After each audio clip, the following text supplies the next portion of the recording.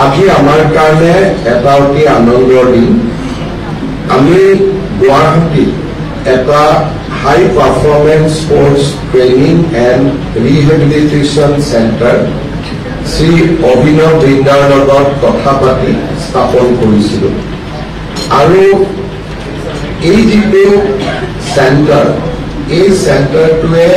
এজন স্পৰ্টছ পাৰ্চনক ৰিহেবিলিটেট কৰাত সহায় কৰে।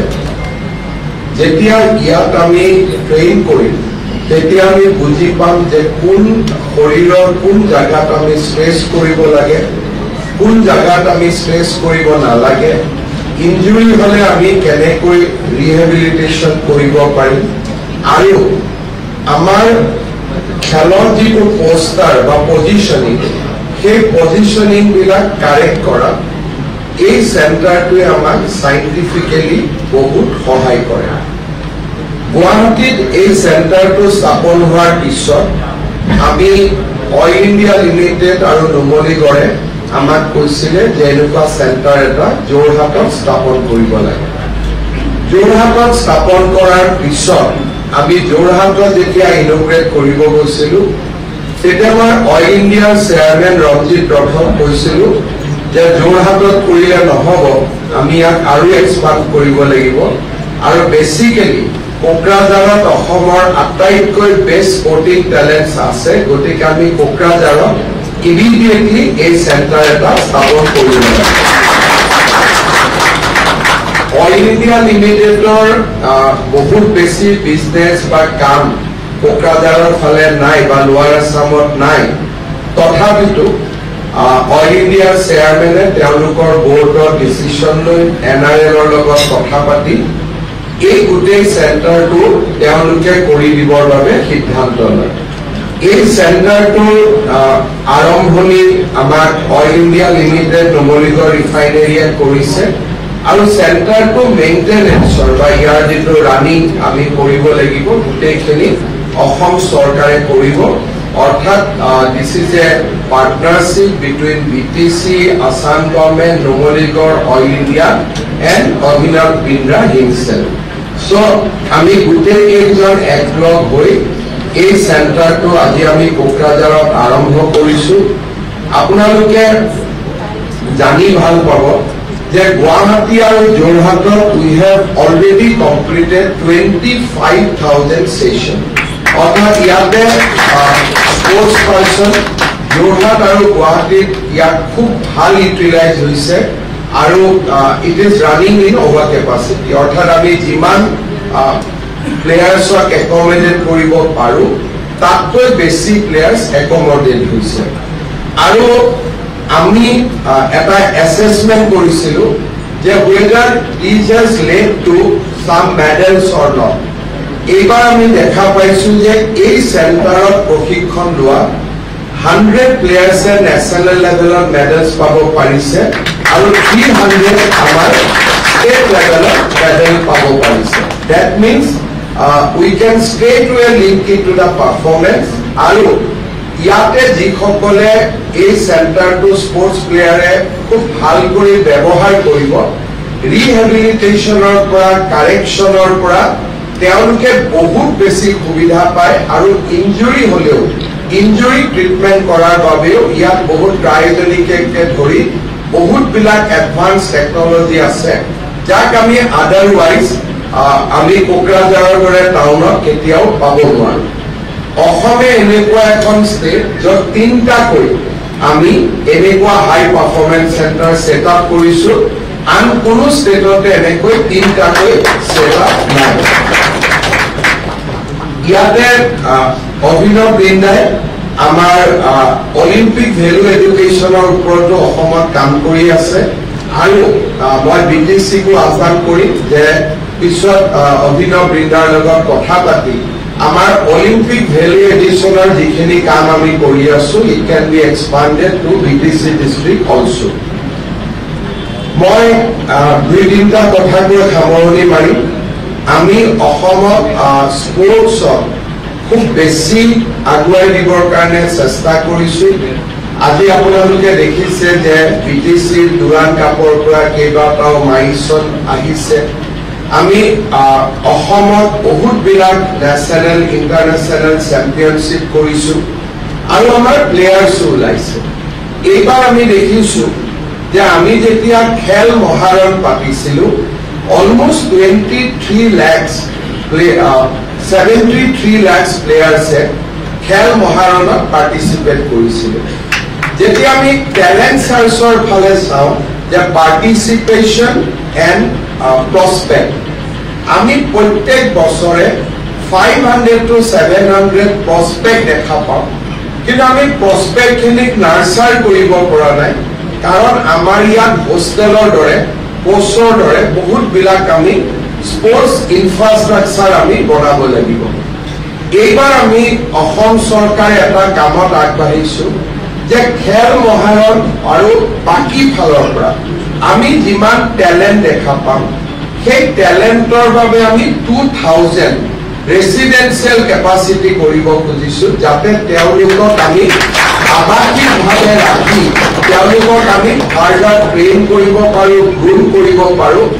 আৰু তেওঁলোকক ফাৰ্ডাৰ এক্সপোজাৰ দিব পাৰো আৰু মই বিচাৰো যে গুৱাহাটীত এতিয়া আমাৰ অলমোস্ট 500 ৰেসিডেন্সিয়েল আমি হোষ্টেল নিৰ্মাণৰ কামত আগবাঢ়িছো আৰু আমাৰ বাকি স্পোৰ্টস সেন্টাৰ বিলাকতো কোকৰাঝাৰ শিলচৰ ডিব্ৰুগড় যোৰহাট তেজপুৰ ইয়াতো আমি ৰেসিডেন্সিয়েল হোষ্টেল বনাব লাগিব যাতে লৰা ছোৱালীক আমি যিখিনি ট্যালেন্ট পাওঁ যোৱা 2 বছৰ আমি খেল মহাৰণত যিমান ট্যালেন্ট পালো আমি তেওঁলোকক হায়াৰ লেভেলত লৈ যাব পৰা নাই because of lake of facility সেইকাৰণে আমাৰ এটা খুব আমি concentrate কৰিব খুজিছো এবাৰ to create facility coach and further training মই ভাবো যে আমি যদি 2000 ৰেসিডেন্সিয়েল ফেসিলিটি কৰিব পাৰো অলমোস্ট 2000 হোষ্টেলস ক্যাপাসিটি আমি বহুত খিনি আগুৱাই যাব পাৰিম আৰু ডেফিনেটলি কোকৰাঝাৰো আমাৰ এটা প্ৰায়োৰিটি এৰিয়া কোকৰাঝাৰতো আমি এই দিশত কাম কৰিম কোকৰাঝাৰত আমি ফুটবল স্টেডিয়াম এটা অলৰেডি এপ্ৰুভ কৰিছো এতিয়া টেন্ডাৰিং চলি আছে মই ভাবো যে উইথ 125 crore আমি কোকৰাঝাৰৰ যিটো স্টেডিয়াম বনাব খুজিছো মই ভাবো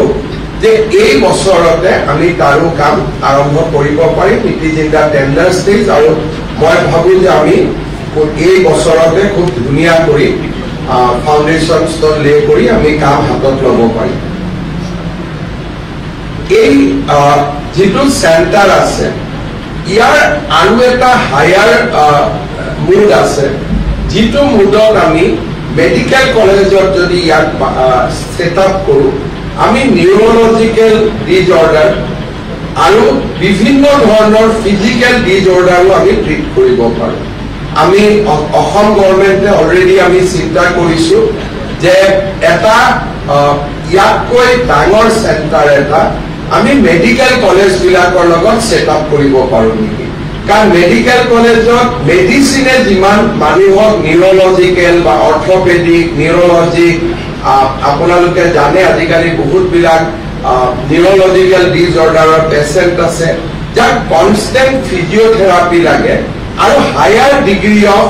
মোৰ সাইন্টিফিক ফিজিওথেৰাপি লাগে আৰু তেতিয়া তেওঁলোকৰ ৰিহেবিলিটেট হয়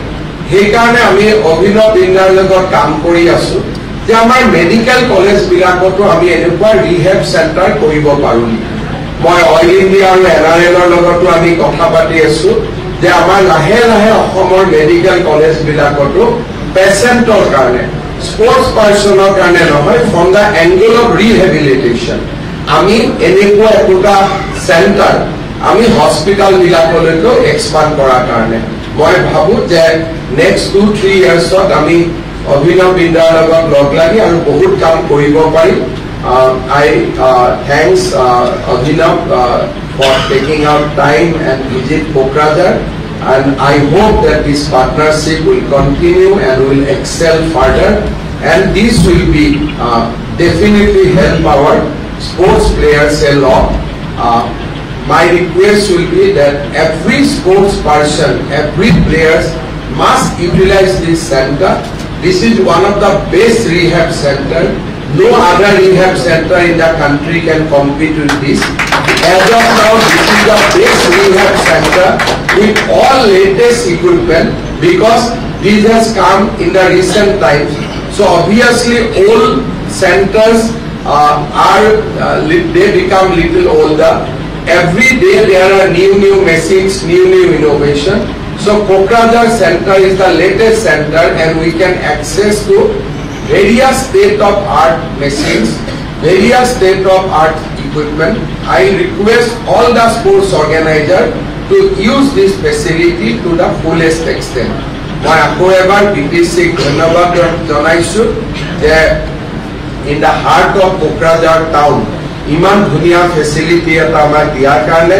আৰু মই যেতিয়া প্ৰমোদ বড়ো কৈছিলোঁ টেলিফোনত যে মই যোৰহাটত আছোঁ অইল ইণ্ডিয়া NRL এনেকুৱা চেণ্টাৰ এটা দিব